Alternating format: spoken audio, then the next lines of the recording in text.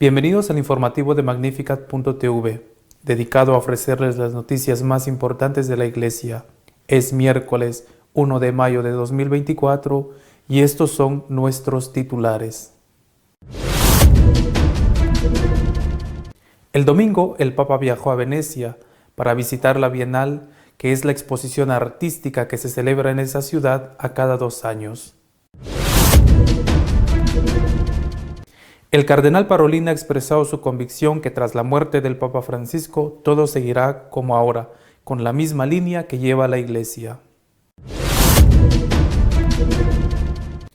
El gobierno italiano ha aprobado una ley que permitirá a las organizaciones pro vida estar dentro de los centros donde se orienta a las mujeres en riesgo de aborto. Un exhaustivo estudio sobre los supuestos abusos y asesinatos de niños indígenas en Canadá ha demostrado que nunca existieron y que las acusaciones eran falsas. El gobierno español acusa a la Iglesia de ser responsable de 400.000 abusos a niños y ha decidido indemnizarles, aunque los supuestos delitos hayan prescrito. El Papa viajó el domingo a Venecia para visitar el pabellón de la Santa Sede en la Bienal que se celebra en esa ciudad y celebrar la misa en la Plaza de San Marcos. La jornada del Papa comenzó a las 6:30 de la mañana, con el despegue desde la Ciudad del Vaticano del helicóptero que le llevó directamente, tras 1 hora y media de vuelo, a la cárcel de mujeres de Venecia, donde está el pabellón vaticano. La Iglesia no participaba en la Bienal de Arte de Venecia desde 2015 y ahora lo hace con una muestra situada en la cárcel, que lleva por título Con mis ojos.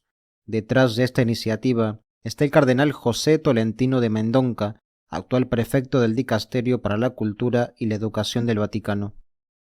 El Papa fue recibido a las 8, entre otros, por el patriarca de la archidiócesis, Francesco Moraglia. A continuación, Francisco se reunió con las 80 presas en el patio interior de la prisión. Después, en el mismo helicóptero, se trasladó a la Plaza de San Marcos, donde presidió la Santa Misa. Participaron 12.000 fieles. Terminada la ceremonia, regresó al Vaticano. Durante la reunión con los artistas que participan en la Bienal, les pidió que convirtieran su arte en una ciudad refugio para librar al mundo del egoísmo. Sería importante que las diversas prácticas artistas pudieran establecerse en todas partes como una especie de red de ciudades santuario, trabajando juntas para librar al mundo del racismo, la xenofobia, la desigualdad, el desequilibrio ecológico y la fobia a los pobres. Venecia es el primer destino de Francisco en 2024, después de visitar en septiembre Marsella y tener que cancelar en noviembre su presencia en la cumbre del clima de Dubái por problemas de salud. Tiene previsto un viaje extenuante a Asia del 2 al 13 de septiembre que le llevará a Indonesia, Papúa Nueva Guinea, Timor Oriental y Singapur.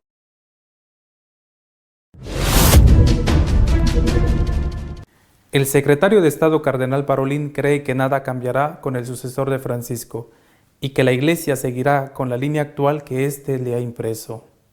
El cardenal secretario de Estado intervino en la presentación del libro del vaticanista Ignacio Ingrao, 5 preguntas que agitan a la Iglesia, junto al ministro de Cultura italiano San Giuliano.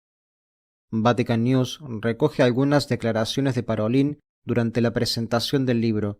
Lo más destacado es la contundencia reiterada con la que el purpurado italiano avisaba que no habrá marcha atrás con las reformas emprendidas por el Papa Francisco. El número 2 del Vaticano añadió que el discernimiento, que no es simple intuición, sino fruto de la oración continua en el Espíritu, indicará, en el tiempo relajado de quien sabe ser paciente, cómo continuar y qué cosa debe hacerse institucional. Según el cardenal, precisamente porque es acción del Espíritu, no puede haber vuelta atrás. Parolin asegura que estamos ante procesos irreversibles. El gobierno de Giorgia Meloni en Italia permitirá que las organizaciones pro vida puedan asesorar a las mujeres en riesgo de aborto dentro de los centros estatales. El Senado de Italia ha aprobado el decreto que permite la intervención de asociaciones provida en los centros de asesoramiento familiar.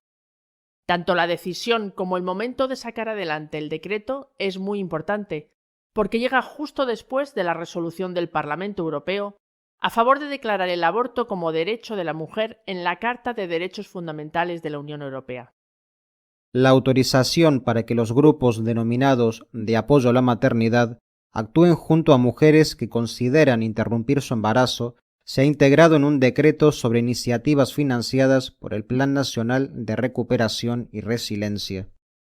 La enmienda, propuesta por Lorenzo Malagola, del partido Fratelli d'Italia, ya había sido aprobada por la Cámara de Diputados el 16 de abril, justo antes de las elecciones regionales en Basilicata, con 185 votos a favor, 115 en contra y 4 abstenciones.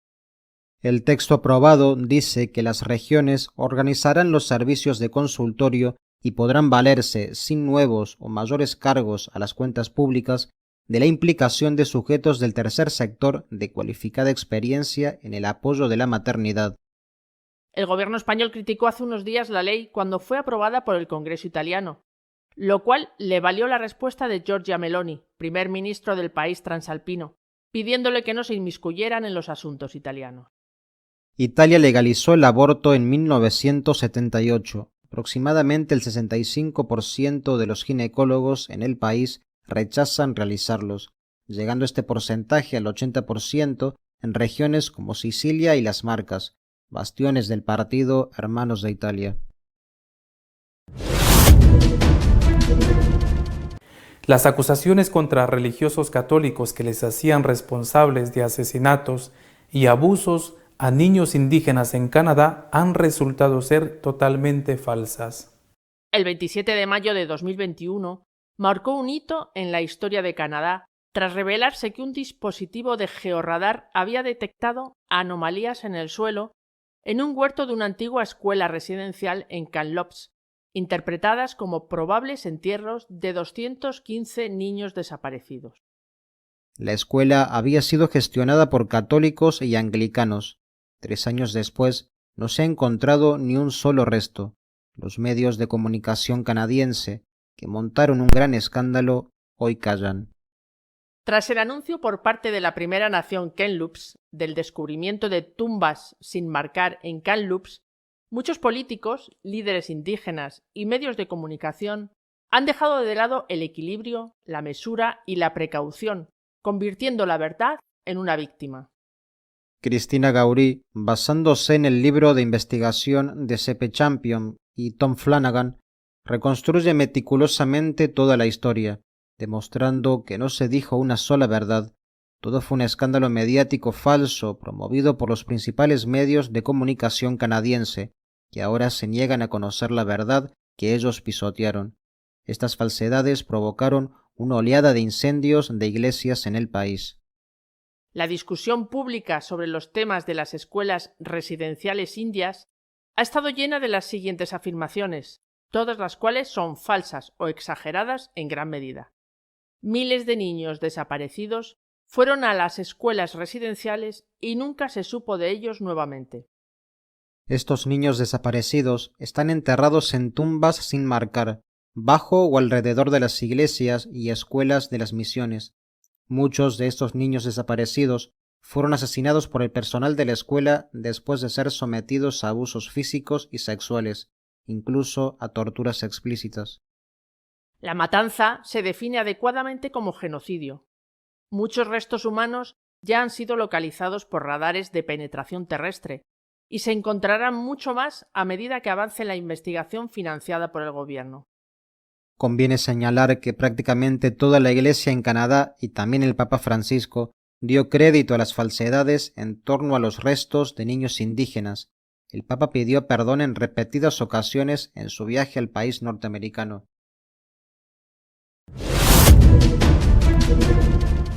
En un acto de desprestigio a la Iglesia, el gobierno español la acusa sin ninguna prueba de ser responsable de abusos a 400.000 menores. El gobierno español acusa a la Iglesia de ser culpable de abusos a 400.000 menores. pero como no se pueden demostrar porque han prescrito, ha decidido indemnizar a las supuestas víctimas. La Iglesia ha protestado porque la cifra es falsa y porque el gobierno no va a indemnizar al resto de las víctimas, siendo las de la Iglesia solo el 0,2% del total. En un comunicado, la Conferencia Episcopal Española ha respondido con claridad y firmeza a la grosera e indigna manipulación anunciada por el gobierno social-comunista de España, que va a pagar con dinero público indemnizaciones a víctimas de abusos sexuales ya prescritos solo si se cometieron en el ámbito eclesial. La conferencia no ha dudado en salir al paso de forma inmediata ante la vergonzosa actitud anticlerical del gobierno de Pedro Sánchez, que solo busca provocar en la población española un espíritu de animadversión contra la Iglesia católica, siguiendo así el ejemplo de sus antepasados políticos del siglo XX. La excusa de los socialistas y comunistas esta vez son las víctimas de abusos sexuales. Para el gobierno las hay de dos tipos: las que fueron abusadas en el ámbito eclesial, que son una minoría respecto al total, y el resto de las víctimas. Para las primeras habrá dinero público aunque los delitos hayan prescrito. Para las demás, incluidas las víctimas que eran menores acogidos por instituciones del Estado, ni un céntimo. El texto presentado, afirman los obispos, parte de un juicio condenatorio de toda la Iglesia, realizado sin ningún tipo de garantía jurídica, un señalamiento público y discriminatorio por parte del Estado. Al centrarse solo en la Iglesia católica, aborda únicamente una parte del problema. Es un análisis parcial y oculta un problema social de enormes dimensiones. Nuestro editorial de esta semana está dedicado a ofrecer criterios para orientar el voto de los católicos ante situaciones que ofrecen dudas por la falta de idoneidad de los candidatos. Esta semana, con esta reflexión, quiero llegar a una conclusión que seguramente a algunos les parecerá arriesgada o incluso equivocada, opinión que respeto y respetaré. Y voy a partir de tres cosas que han sucedido estos días. Hace 3 años, en el año 2021, se produjo en Canadá una noticia que conmocionó a ese país y que dio la vuelta al mundo. En las inmediaciones de un antiguo colegio regentado por religiosos, pero propiedad del gobierno canadiense, usando una técnica de georradar, se habían descubierto en los alrededores del colegio una serie de bultos ocultos debajo del suelo y que, sin excavar y sin hacer ninguna otra averiguación, se anunciaron como sepulturas de niños que habían sido acogidos y educados en esos colegios y que habían muerto víctimas de torturas y de abusos sexuales. Más de 200, se decía, solo en un colegio. La noticia fue una conmoción, los obispos canadienses pidieron perdón, el propio Papa pidió perdón. Bueno, por supuesto, los medios de comunicación atacaron ferozmente a la Iglesia. El gobierno canadiense, que había sido el dueño de aquellos colegios, también atacó terriblemente a la Iglesia. Se prendieron fuego a varios templos, algunos incluso de valor histórico, y la Iglesia se encontró inerme ante todos estos ataques, humillada y sin fuerzas para defender los principios innegociables, especialmente en ese caso las leyes de eutanasia cada vez más permisivas que iba implantando el gobierno canadiense del señor Trudeau. Pues bien, esta semana se ha publicado un informe que demuestra que todo era falso. Se han excavado minuciosamente los alrededores del famoso colegio. No se ha encontrado ni un solo resto humano. Todo era mentira. Todo fue un montaje publicitario para atacar a la Iglesia. También esta semana, ahora ya no en Canadá, sino en España, el gobierno socialista comunista del señor Sánchez ha presentado un proyecto de ley por la cual va a indemnizar a las víctimas de los abusos sexuales de eclesiásticos o de personal que trabaja en la Iglesia. Según este gobierno sociocomunista, hay 400.000 víctimas. Y además dicen que, como muchos de esos casos, la práctica totalidad, no han podido ser demostrados porque han prescrito, ellos se van a encargar de indemnizar a esas víctimas cuyos supuestos casos no han podido ser llevados a los tribunales. La Conferencia Episcopal Española ha protestado inmediatamente y con razón. Ha dicho, primero, esa cifra es falsa. Segundo, si los casos han prescrito y no se han podido llevar a los tribunales, ¿cómo podemos saber que son verdaderas las denuncias en el caso de que se hayan producido, que no se han ni siquiera producido? Tercero, ¿y por qué motivo el gobierno decide indemnizar a las víctimas de la Iglesia, que según todos los estudios son el 0,2% del conjunto de víctimas de abusos sexuales en menores, y no al resto de las víctimas, entre ellas las que han sufrido las consecuencias de los abusos sexuales en los propios institutos y colegios tutelados por el gobierno y no en institutos o centros de la Iglesia? Porque hay un claro objetivo: atacar a la Iglesia, hacerla parecer ante la sociedad civil como un monstruo. ¿Y por qué? ¿Y por qué? Pues porque estamos en campaña electoral y porque el gobierno tiene que tapar los muchos escándalos de corrupción que le salpican, o escándalos que no sean de corrupción y sean de tipo político, como la ley de amnistía, etc. Tercer caso. En Italia, una noticia positiva. El gobierno de la señora Meloni,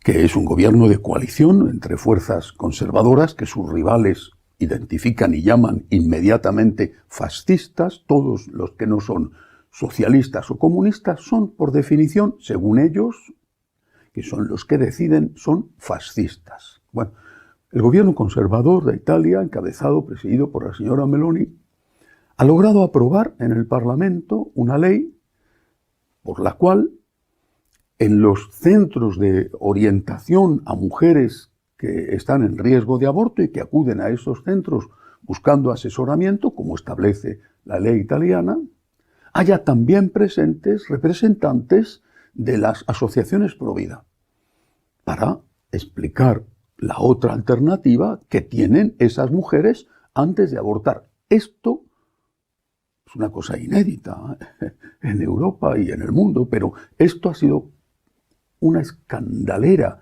la que se ha montado en Italia y unas acusaciones terribles contra la señora Meloni, pero por supuesto es un dato muy positivo de cara a la defensa de la vida. 3 acontecimientos de esta semana. Quiero hacer una reflexión partiendo de ellos. Es que el gobierno, todo lo que hace el gobierno de la señora Meloni en Italia todo lo que hace es bueno desde el punto de vista moral, no entro en otros aspectos. ¿Es todo bueno? Decididamente no. ¿Es todo malo lo que hace el gobierno del señor Justin Trudeau en Canadá o del señor Pedro Sánchez en España? ¿Es todo, absolutamente todo malo? No. Sin embargo, hablando de los principios innegociables, es evidente que no es lo mismo el gobierno de unos que el gobierno de otros. ¿Y eso qué significa? Significa que tenemos que intentar, como votantes católicos que siguen lo que la Iglesia ha enseñado especialmente en los últimos años, que siguen a la hora de tener un discernimiento sobre su voto, aquello de los principios innegociables, tenemos que intentar apoyar con nuestro voto a aquellos partidos que, sin ser perfectos, incluso estando alejados en algunas cosas mucho de lo que un católico desearía, sin embargo representan un mal menor. Y aquí creo que hay que aclarar una cosa. La semana pasada lo dije, lo vuelvo a repetir, y comprendo que lo de mal menor le suene muy mal a algunos, y además creo que con razón. Por eso me parece que es mucho mejor, y así quiero hacerlo desde ahora, hablar del bien posible, el bien posible.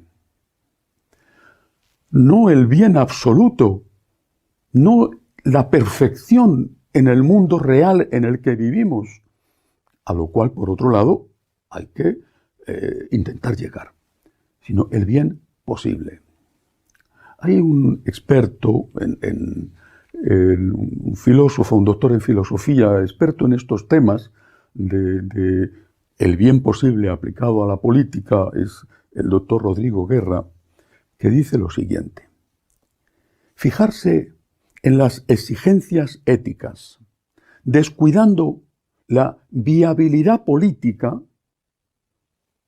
de esas exigencias éticas, la viabilidad política, que eso sea viable, suele tener como consecuencia el perderlo todo. Eres un purista. Quieres que tu partido al que quieres votar sea perfecto y que se identifique al 100% con la doctrina social católica. Bueno, yo creo que eso no es ninguna cosa mala. Me parece que está muy bien buscar un partido que sea al 100% identificable con la doctrina social católica y muy en especial los 3 principios innegociables. ¿Pero qué nos enseña la Iglesia? ¿Qué enseñó San Juan Pablo II? Cuando San Juan Pablo II establece que los políticos que con su voto están aprobando una ley abortista quedan automáticamente excomulgados, dice también que a un político católico se le permite votar una ley abortista con tal de que de esa manera se frene, se impida la aprobación de una ley abortista muchísimo más o más permisiva con la que se está votando. Es decir, San Juan Pablo II establece el criterio, dejemos de lado lo del mal menor, el criterio del bien posible. Hay que aspirar, hay que luchar para conseguir que el bien posible sea lo más grande posible hasta llegar a la perfección. Pero mientras tanto, mientras que estamos aquí y ahora en estas situaciones en que nos encontramos, tendremos que encontrar una solución y una alternativa. Por supuesto que vale para todos los países, pienso de una forma especial en los que están ahora mismo en un proceso electoral como Estados Unidos o México. Pero creo que vale, repito, para todos, y también, claro está, para España, para todos los países. Lo primero que hay que intentar es que haya unidad y que se aparquen en lo posible las diferencias entre aquellos que están en contra del mal mayor. Hablo desde el punto de vista de los principios innegociables. Eso es lo que se ha conseguido en Italia.